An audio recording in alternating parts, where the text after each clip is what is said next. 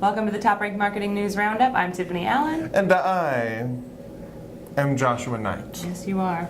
That was a pause for effect. That was a pause because I am deeply affected in the head, as some would say. Perhaps I had to pause because there's no more room in my head for words. Because I'm still kind of reeling from this recent, I'm going to say, people expressing their opinions on a national stage.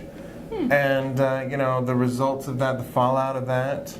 I mean, Andy Crestodina and Orbit Media's survey of bloggers is kind of mind-blowing when you think about it. Nothing is going to be the same.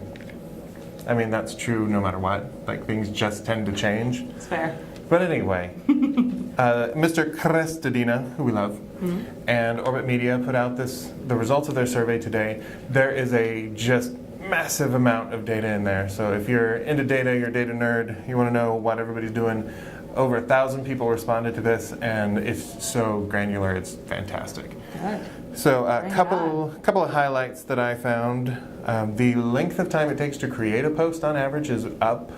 It's now 3 hours and 16 minutes is the average, which is up 26% from last year. Wow.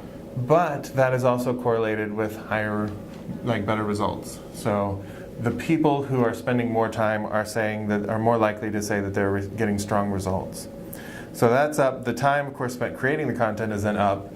It's twice as many people are saying they spend 6 hours or more on a single blog post. Holy cow. And the number of people who only spend like 2 hours is down to about a third.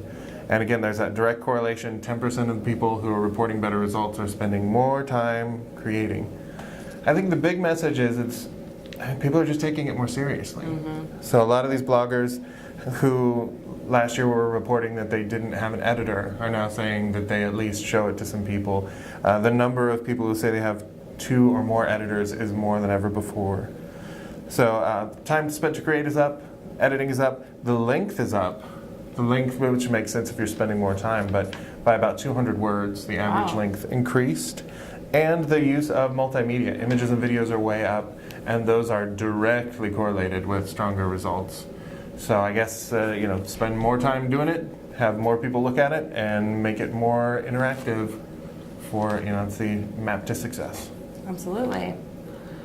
Speaking of video, digital video revenue, so we're talking about in all advertising. So this is a new study from the IAB. Digital video revenue increased 51% year over year, which includes both mobile and desktop. Nearly $4 billion in revenue from video, and just video ads. Mobile accounted for nearly half of that revenue and grew 178% year over year. So the increase in mobile consumption of content definitely kind of lends itself to that increase in revenue. Overall, digital ad revenues have grown by 19% year over year, and we topped out in the first half of 2016, $32.7 billion in digital ad revenue. That is a lot of comic books and bubblegum. That is a lot of comic books and bubblegum. Mobile ad revenues are up 89% year over year, not just in video, but in mobile search as well.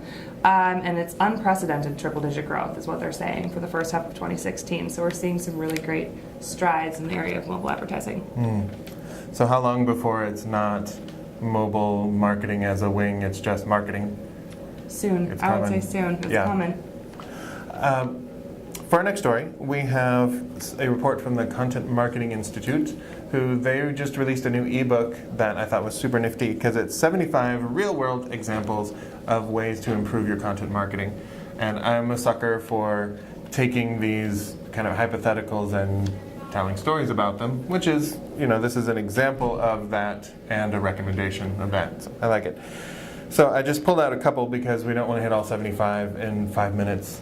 I can only talk so fast. It's fair. You can talk very fast. But only so fast. So one of my favorites, the hint was help customers tell their stories rather than telling your story. And they highlighted the Shot on iPhone campaign, which was super cool. Like, if you live in Minneapolis, you understand that it's the best city in the world. But also, in Uptown, you would see these huge billboards with a picture that was shot on an iPhone. And not only does that bring you into the world of the person who created that image, it lets you know, like, this is something that came from people out in the world, not a professional photographer. And, just on a technical side, you go, oh, they can blow it up that big, and it still looks good. Very high resolution. Yeah, so like a really neat, compact way to do that in a single image telling a story. Super inspiring. As well as my other example, which is allow your customers a deeper brand experience. Go on. Because right now it's all about the experience, experiential marketing, and Brian Solis with the fancy hair and the glasses and... I'm sorry, I was just sad for a minute because hair. Yeah. Anyway. Understandable. Deeper brand exploration, and the example they gave of this was Rick and Morty, the cartoon show, did a interactive game on Instagram, just through the few resources that Instagram offers for customizing content. So they had hashtags that you could click in each particular image that would take you on a path to a different image in kind of this choose your own adventure kind of way. And there were Easter eggs to discover and secrets to find. And so it inspired a whole lot of interaction, but also a whole lot of discussion in the community too. Interesting. And that's my favorite kind of marketing. Community-based? Community theater. Community No, theater. when the marketing it's about the product for sure, but it's something that people really genuinely enjoy spending time with. Right. It's that Lego movie kind of deal. I don't care that it was advertising Lego because I loved it. Everything was awesome, if I remember correctly. Everything was cool when I was part of that team. And I went and bought Legos afterward because I felt like even if I didn't already want to buy Legos, the fact that they put something that cool in the world made me want to buy them. And now you have to wear slippers around the house so you don't break your foot. Mm-hmm. Fair enough. Yeah. And my slippers are made out of Legos because I'm not very good at designing slippers. We all have stuff we like. Mm-hmm. That's just one of yours. Speaking of experimenting with Lego slippers, Google is experimenting with mobile-first indexing. So many users are searching, as you know, on mobile for everything. It's just sort of the thing you have in your hand when you're looking for a thing. But Google is using the desktop page content to judge the relevance to searchers, and that impacts mobile rankings, which they thought to themselves, maybe that's not the best way to do it, maybe that doesn't make the most sense. So they're experimenting with mobile-first indexing in the latest chapter of their kind of mobile-first push that they've been working on very diligently, especially recently. Sites basically that are responsive or are dynamic do not need to change. They'll be fine, they won't be affected by this, but sites that aren't maybe need to look at that to stay competitive. It's a little strange even now to see a non-responsive site. There are still out there, but it is definitely getting closer to that time where it's almost completely necessary to sort of modernize that. I saw a recent little infographic that suggested that all new web traffic is going to come from mobile. Interesting. And that was starting a year ago. Yeah. So there's still, it was half and half, and I think it surpassed half and half for the first time. Look, pretty much all new traffic coming from mobile. So, I mean, it's not, calling it mobile marketing is going to soon be like calling something a cordless phone. It's happening. Yeah. Cellular telephones. Yes, a modular telephoning device. Perfect. I feel. So if you're watching this on mobile, tap my face right now. No, don't. Don't do it. It'll pause the video, I'm pretty sure. Yeah.